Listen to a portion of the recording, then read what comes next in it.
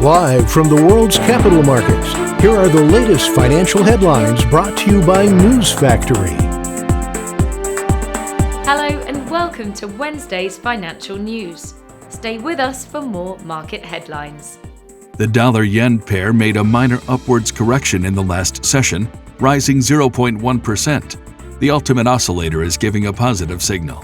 The Bitcoin-dollar pair plummeted 3.1% in the last session. The ROC is giving a negative signal, going against our overall technical analysis. The last session saw the gold gain 0.3% against the dollar. The stochastic RSI indicates an overbought market. The oil-dollar pair made a minor upwards correction in the last session, gaining 0.1%. The CCI indicates an overbought market. Coming up, the choices from our chief analyst for today.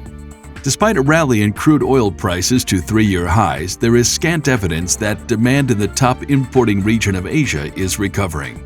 The Japanese yen held near three-year lows versus the US dollar as a surge in US Treasury yields and rising commodity prices, particularly oil, prompted investors to dump the currency.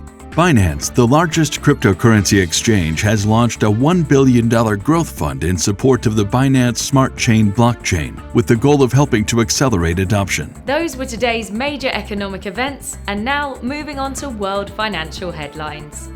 The UK's manufacturing production will be released at 0600 GMT, Finland's current account at 0500 GMT, the US Consumer Price Index core at 1230 GMT. The US Consumer Price Index will be released at 1230 GMT, Japan's foreign bond investment at 2350 GMT, the UK's industrial production at 0600 GMT. We hope that you've enjoyed Wednesday's market outlook.